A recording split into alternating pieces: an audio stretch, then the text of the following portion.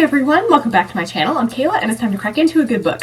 So it's time for another weekly update and I have 6 books to talk to you about today that I've finished since last time. Before we get started, leave an animal emoji of some sort in honor of the animal companions we have in some of these books and, just let me know you're here. So we have a lot of sci-fi and fantasy books this week and one thriller. So we'll go ahead and get started and work our way up from the lowest to the highest rated. So the first book I have to talk to you about today is a 2.5-star book, unfortunately, and that's How the Multiverse Got Its Revenge by Eason. So this is the second book in this Thorn Chronicles. I think it's a duology, but this is an adult sci-fi, and in this particular book, we follow Rory, who is a princess, and her crew as they find this abandoned ship with a sentient rose, and aliens are attacking, so they're essentially trying to save the multiverse from war. So, oh man. I don't know what it is lately. I've just read so many, disappointing sequels.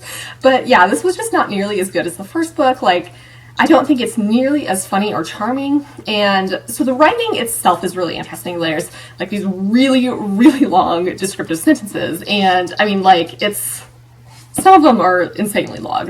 Entire paragraphs are just one sentence. And this actually works well in the first book because it's more of a fairy tale type book. Basically the premise there was Rory is, this princess and she gets blessed by and cursed, I guess, by 13 different fairies. And somehow that worked a lot better. But here it just got really tedious, I guess. And I think it's just more of the subject matter in this one. I think here it just got so excessive, and it's the story is told from the perspective of a chronicler, kind of recounting these events, and I don't know, again, it worked fine in the first book, but this one, it felt like the chronicler was treating us like idiots, and I just didn't really love that. And basically the focus here is a lot of alien politics, and I'll be honest, it was really hard for me to keep all of these various alien races straight, and I just didn't really care about it. I thought it was boring. The premise here of this sentient plant bioweapon was really cool, but it just wasn't utilized nearly as much as I expected, so I was pretty disappointed in that, because I think that would have been a really great idea. And I think, it's just not very fairy tale-like anymore, and that was one of the big draws for me for the first book. Here, interestingly enough, we focused more on the secondary characters, and it didn't feel like we spent very much meaningful time with Rory, who was supposed to be the protagonist here. In general, we don't get very much character development, and in some cases, some of the characters kind of even revert to how they were early on in the first book, and so it was just kind of odd to me. I just didn't feel like this was entirely necessary. I think the only good part of this that I actually enjoyed was these arithmeters, and it's essentially magic math, and they can see and manipulate equations, which of course I think is very interesting. So I loved that part, but the rest of this was just a massive disappointment, and it was a bit of a struggle to get through this. So, unfortunately this was a bit of a bummer, but I would still recommend reading the first book. I feel like I was pretty satisfied with how that concluded, so maybe, this sort of sci-fi fairy tale situation sounds interesting to you. I would personally, I think, recommend just reading the first one and treating it as a standalone, because this was just not great. The next book I'll talk about is a 3-star book, and that's One Got Away by S.A. Lelchuk. So this I actually wanted to give away, and it was fulfilled from the publisher via NetGalley. So this is the second book in this thriller series, and we follow Nikki, who is this private investigator and also a bookseller, and she's hired by this really wealthy family to find this con man who has basically defrauded their matriarch. And kind of along the way, she finds out no one in this family or anyone really involved in this is telling the truth. So this was a decent thriller overall. I did like seeing how everything came together in the end. The pacing was fine. I did lose some interest in the middle, but the end definitely picks up with a lot of action. I did appreciate how, everybody has something to hide, and so I think that definitely kept things entertaining and interesting. The mystery in general went in an unexpected direction, so that was nice. I haven't actually read the first book, but I think this is totally fine to jump in. Sure, there's backstory that I don't know, but I thought this worked fine as a standalone type book. In terms of the characters, Nikki was alright. She does try to help out this kid, and she wants to do the right thing. She's really not afraid to get her hands dirty to do so. She kind of has this secret mission that's motivated by revenge and trauma from her past, and she's essentially trying to protect women and children from dangerous situations and punish the men responsible for these. So there are definitely content warnings for violence and child abuse here. In general, I don't know if this is a series I necessarily want to continue, but I think it was, again, totally fine to jump in here without having read the first one, and I did enjoy my time with it.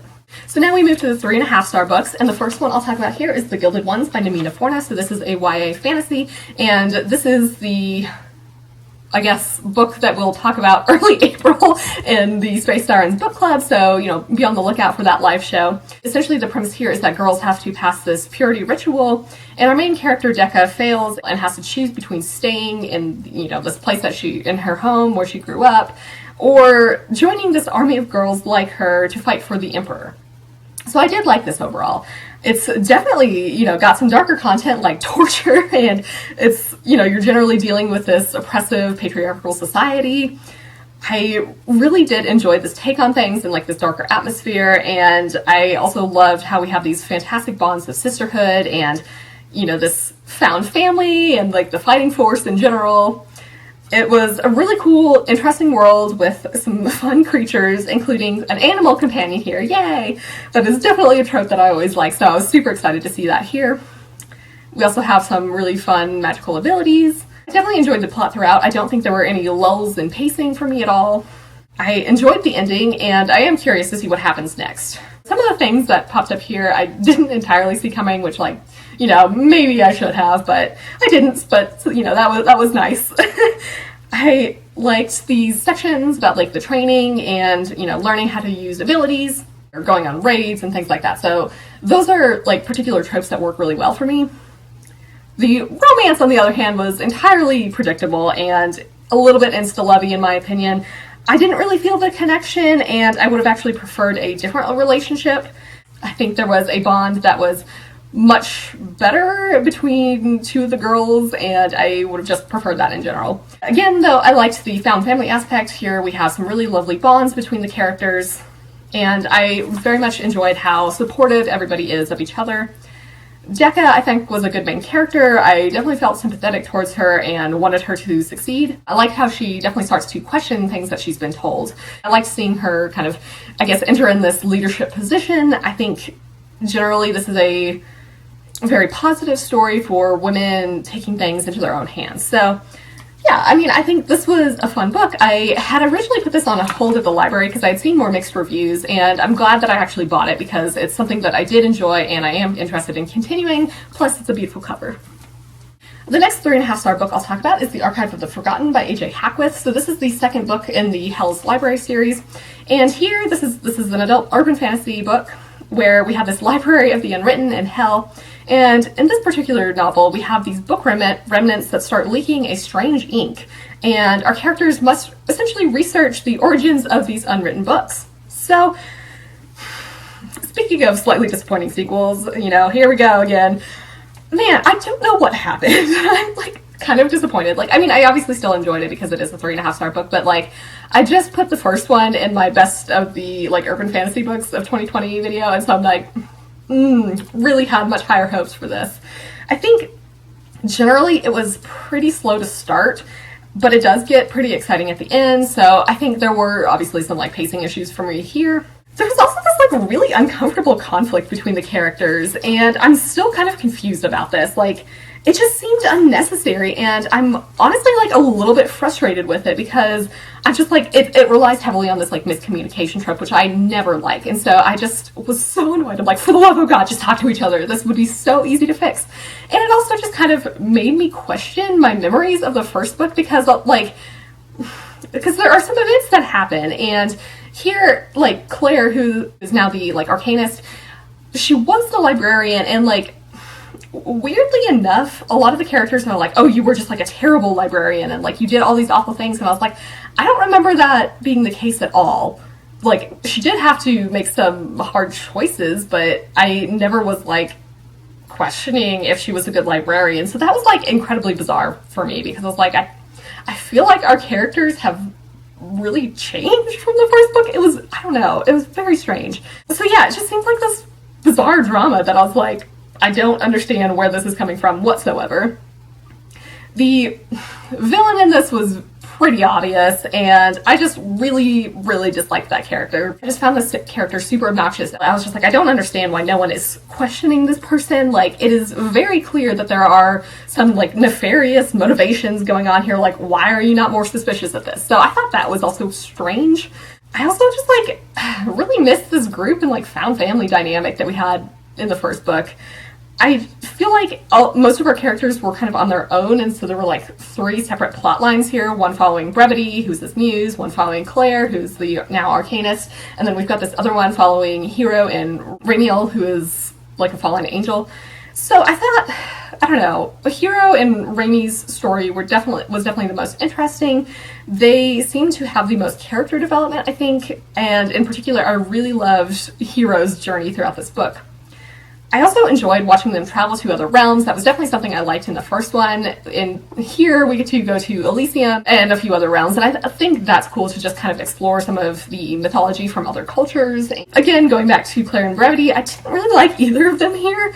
They definitely seem different from the first book, and I'm, again, not really sure what happened here. However, I guess going to the general plot of this mysterious ink, I thought that was really interesting, and I enjoyed figuring out what was going on there.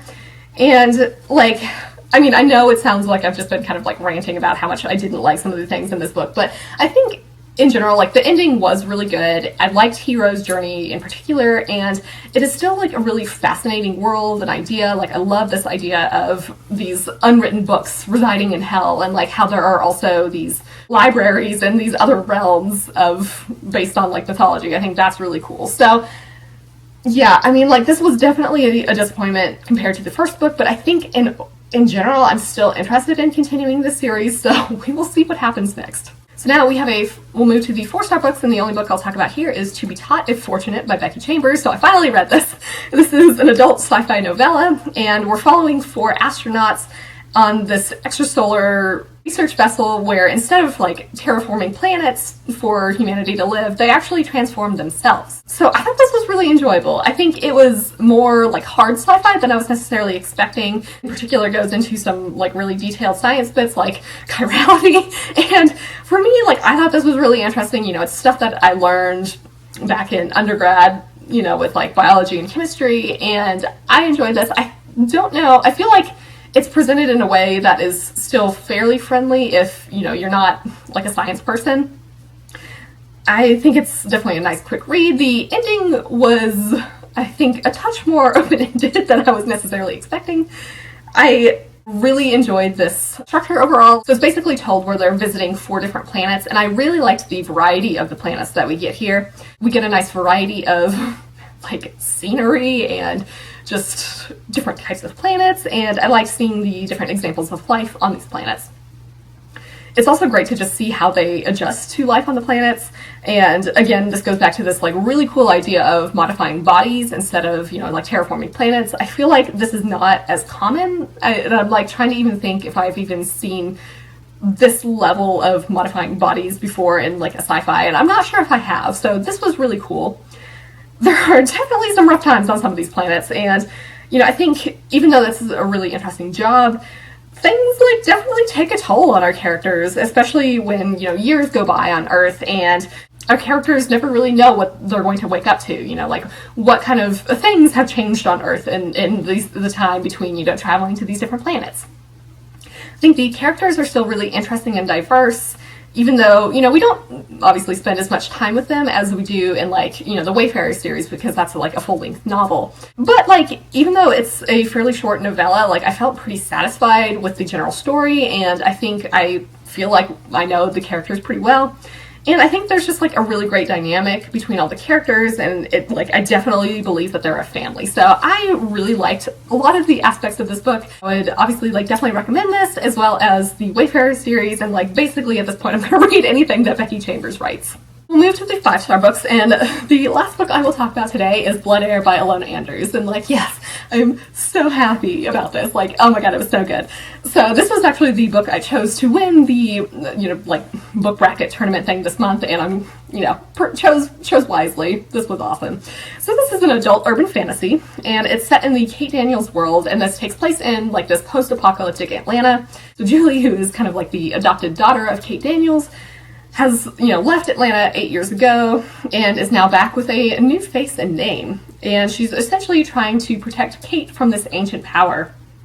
Oh my god, it was like, whew, it was so good. So I will say, like, I would not recommend jumping in here because there's obviously, like, some spoilery things for the end of the Kate Daniels series, and it's also, like, I don't feel like it would be as impactful because you have, like, jumping in here without having read the rest because, like, you really have no idea about all these characters and their journey, so I would recommend, reading the Kate Daniels series first and then getting into this, but I think this was just so fantastic to return to this world. It's a really cool setting, and basically, it's kind of this post-apocalyptic thing, like I mentioned, and we have these, like, waves of tech and magic, so, like, some things only work at certain times, which kind of makes things exciting, like you can only use, like, cell phones and guns and cars during, like, the tech waves, and during the magic waves, a lot of our characters rely on, like, horses, but you also have, like, these bizarre creatures coming out of the woodwork, so it's some very exciting things going on here. In the time